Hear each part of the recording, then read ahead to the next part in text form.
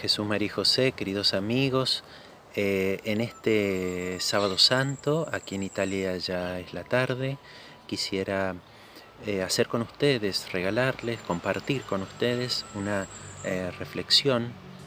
Me gustaría llamar a esta reflexión la madre que contempla al crucificado. Fíjense que quedé ayer impactado por la homilía, por la prédica que hizo el padre Raniero Cantalamessa en el Vaticano, en la celebración de la cruz, en presencia del Papa Francisco, y quisiera compartirle algunas de las ideas principales de esta homilía, porque me parecieron que fueron palabras muy profundas las que él dijo y que tienen que ver con los cuestionamientos más profundos que todos nosotros nos hacemos, especialmente en momentos como estos en los que nos encontramos. Fíjense que él dijo que un efecto de la cruz, un efecto de la muerte de Jesús en la cruz, es que cambia el sentido del dolor y del sufrimiento humano. Fíjense que el padre Cantalamessa se preguntaba que cuál es la prueba más segura de que la bebida que alguien te ofrece no está envenenada. En la Edad Media no era extraño encontrar a alguna persona que quisiera matar a los políticos, incluso a los superiores de una comunidad religiosa, dándole un vino envenenado, ¿no? Entonces siempre existía los reyes, incluso los abades tenían alguien de confianza un encargado que antes de que ellos bebieran ese vino, lo bebía otro. El padre Raniero Cantalamessa se pregunta entonces cuál es el signo, cuál es la prueba más segura de que la bebida que alguien te ofrece no está envenenada. Y la prueba más segura es que la misma persona que te lo ofrece, antes de beberlo, la pruebe él mismo. Entonces, él nos dice que Dios en la cruz ha bebido el cáliz del dolor y ha mostrado que el dolor no está envenenado, sino que hay en el fondo del cáliz, a veces después de duros sufrimientos, logramos encontrar una perla preciosa, logramos sacar del sufrimiento, del dolor, de una situación difícil, una enseñanza. Encontramos entonces en el fondo del cáliz una perla preciosa. Y esto es lo que nos ha demostrado Jesús. La cruz de Cristo arroja una luz nueva sobre esta situación, por ejemplo, que estamos viviendo en este momento en todo el mundo. Todos estamos un poco sin duda entristecidos, preocupados, angustiados por esta situación, por tantas muertes que se están dando a causa del COVID-19, del coronavirus. En Italia, en Estados Unidos ya contamos con 19.000 muertos, y no se trata solamente de números, sino que detrás de cada muerto hay una familia que sufre, una familia que verdaderamente ha vivido y está viviendo una vía crucis, una vía crucis. En la Argentina por ahora son 82, debemos rogar insistentemente al Señor y cuidarnos para que este número no siga aumentando. Pero si las principales potencias del mundo cuentan esta cantidad de números de muertos, ¿qué quedaría para los países del tercer mundo si esta pandemia sigue avanzando y si no tomamos los recaudos necesarios? Esta situación de dolor, de sufrimiento que atravesamos no solamente tiene que ver con numerosa cantidad de muertos, sino que también se empiezan a sentir los efectos del encierro, los efectos del aislamiento, especialmente en aquellas personas que sufren ansiedad, que sufren depresión, en los padres que están con los chicos en sus hogares, en pequeñas casas. Las crisis, la consecuencia también se ve en cuanto a lo económico, aquellas familias que ya con un mes, con 2 meses de cuarentena, no tienen para darle de comer a sus hijos, para pagar las boletas, los servicios.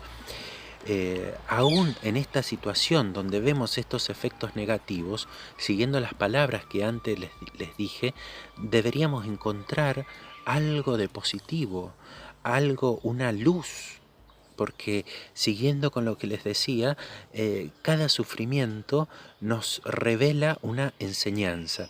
Y el padre de Cantalamessa decía que el aspecto positivo que solo con un espíritu atento podemos captar en medio de esta crisis es que el coronavirus nos ha despertado bruscamente del delirio de omnipotencia, de esa sensación que tiene la humanidad de que todo con sus solas fuerzas lo puede.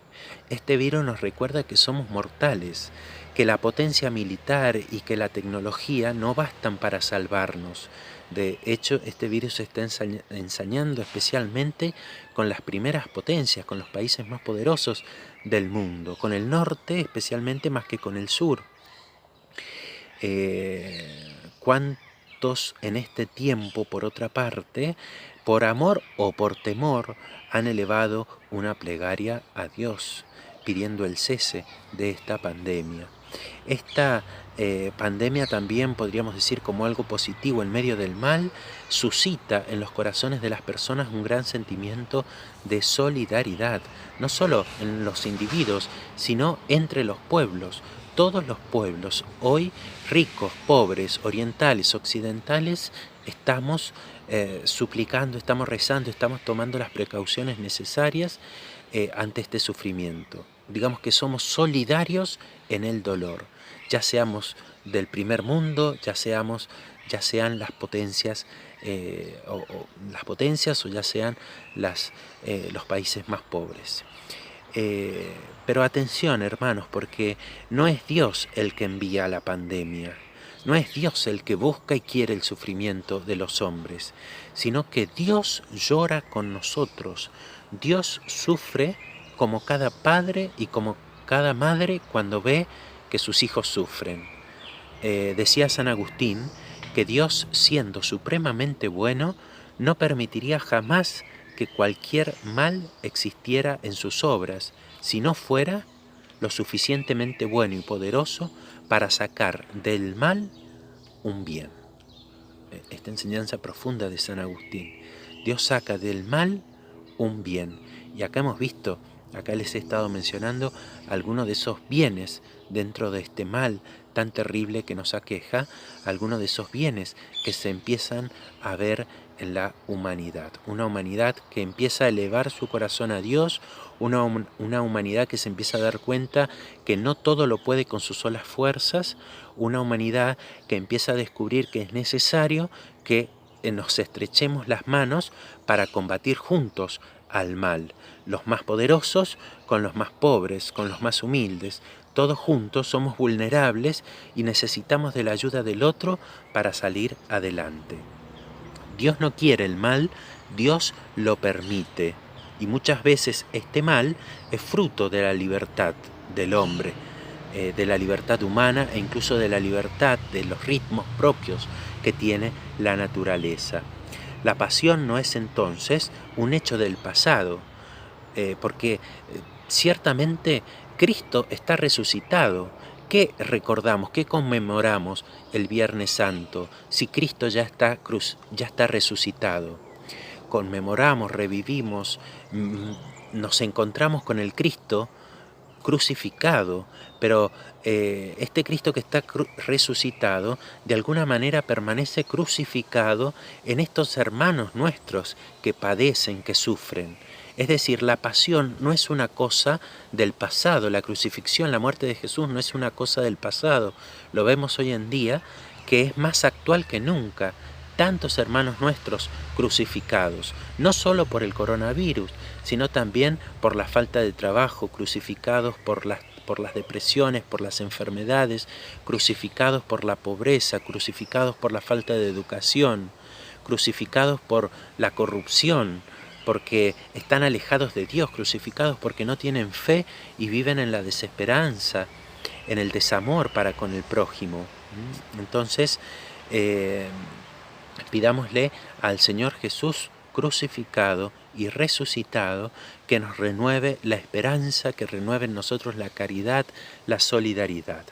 Pero les decía al principio que esta prédica, este video, quería titularlo La Madre que contempla al crucificado, porque hoy sábado la Iglesia en particular contempla a María la Dolorosa, a María la que está de pie junto a la cruz de Jesús, a María la que ora mientras su Hijo permanece en el sepulcro. En medio de este dolor, en medio de nuestros sufrimientos, de nuestras cruces, ahí está la Madre que contempla al crucificado, a Jesucristo. Y no solamente contempla al Hijo, sino que también contempla a los crucificados. Es decir, a nosotros, los que en este valle de lágrimas caminamos muchas veces en medio de sufrimientos y tristezas. En la cruz, Jesús nos entregó a María como nuestra madre. Le dijo a Juan, ahí tienes a tu madre, mujer, ahí tienes a tu hijo, a tus hijos. Fíjense, otro fruto de la cruz, otro efecto positivo de la cruz. En medio del dolor, en medio del sufrimiento de Jesucristo, Él nos entrega a la madre. Él nos entrega a María como nuestra madre. Y decir que María contempla al crucificado, nos contempla a nosotros los crucificados de este tiempo, no es decir que María permanece con una actitud pasiva, sino que es la contemplación de María es una contemplación intercesora, una contemplación suplicante. María no deja de orar insistentemente por nosotros, sus hijos. Por eso, queridos hermanos, la presencia de María en nuestra vida, la presencia de María como fortaleció a Jesucristo que caminaba bajo el peso de la cruz, recuerden la cuarta estación del Vía Crucis, allí la madre se encuentra con el Hijo, una espada atraviesa el corazón de María, pero a Jesús lo fortalece la presencia de su madre allí al pie de la cruz, así también que nos fortalezca a nosotros.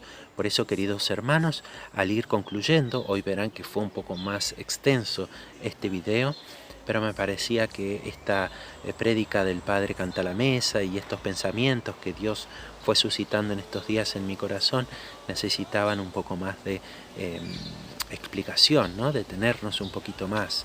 Así que, queridos hermanos, los invito, voy a dejar en la descripción de este video la homilía del Padre Cantalamessa, los invito a que la lean porque yo simplemente he citado un pequeño pasaje, y también los invito a que en este día se tomen un ratito para rezar el rosario o simplemente para meditar en esta presencia de María al lado del crucificado y en esta presencia de María al lado de los crucificados de este 2020, los crucificados de nuestro tiempo. Un saludo especial y esta bendición para todos ustedes, pero especialmente para mi mamá, que siempre reza por mí, para mis amigos, en particular Melina y Alejandro, que siempre me piden que haga y que les envíe esta reflexión, y también para Maricel, que también siempre me está pidiendo esta reflexión. A todos ustedes una bendición en este día, en el nombre del Padre, del Hijo y del Espíritu Santo. Amén. Que la Virgen Santísima los acompañe siempre.